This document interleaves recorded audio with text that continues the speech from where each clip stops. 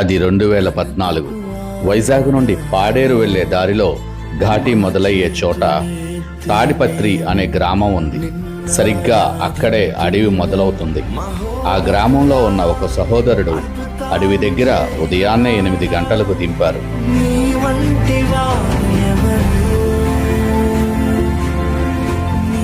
అడుగులో అడుగు వేసుకుంటూ ఆనందంతో నిండిన హృదయముతో ఆ అడవిలోనికి వెళ్తున్నాను.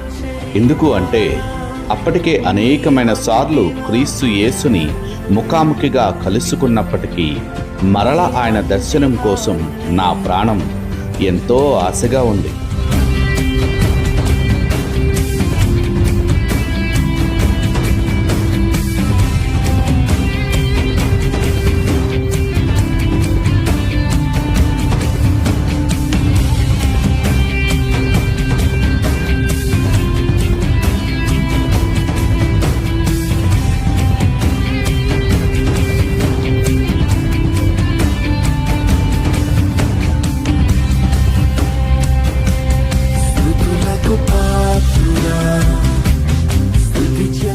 మార్కు 1:35 ద్వారా దేవుడు వాక్కు ప్రత్యక్షత నాకు కలిగిన తరువాత అరణ్యములో ఏకాంతముగా ఇంకా లోతుగా ఆయన్ని అన్వేషించాలన్న తపన నా ఆత్మలో బలపడింది.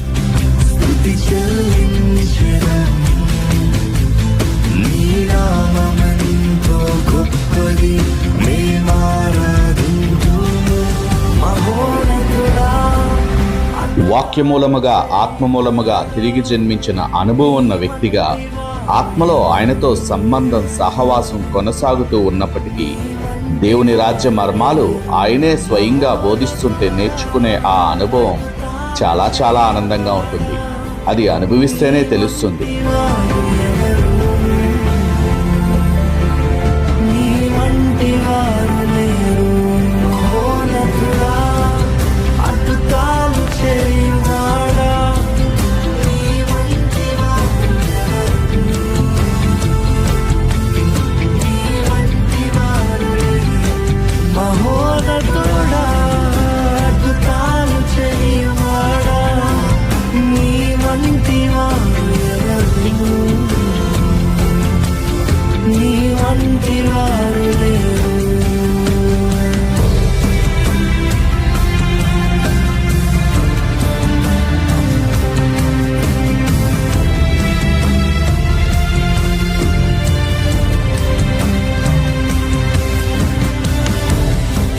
ఆ అడవిలో 3 రోజులు దేవునితో కలిసి సాగిన లోతైన ఏకాంత ప్రార్థనతో నా హృదయము ఎంతో సంతోషంతో నిండుకొని ఉండగా ఆత్మీయ మర్మములు స్పిరిచువల్ సీక్రెట్స్ అనే టీవీ ప్రోగ్రాం స్టార్ట్ చేయమని దేవుడు చెప్పారు.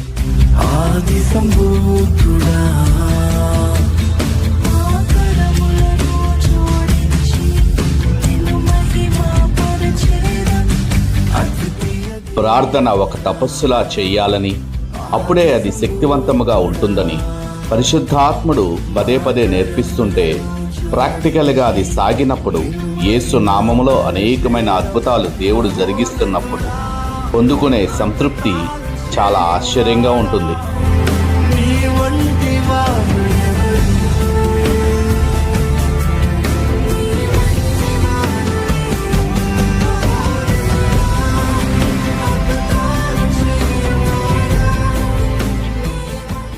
ఒక వ్యక్తి ఆత్మరక్షణ అద్భుతం, ఆ వ్యక్తి ప్రాణరక్షణ మరీ అద్భుతం, అదే వ్యక్తి శరీర స్వస్థత మరీ అద్భుతం.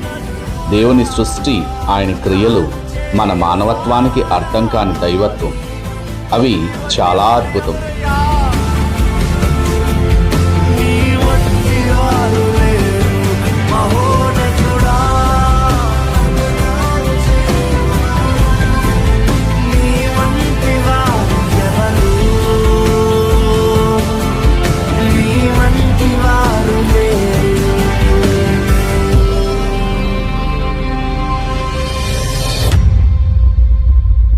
My dear people of God, ఏకాంతంగా దేవుని సన్నిధిలో ఎంత ఎక్కువ సమయం గడుపుతామో అంత ఎక్కువ మనము దేవుణ్ణి అర్థం చేసుకోగలుగుతాం.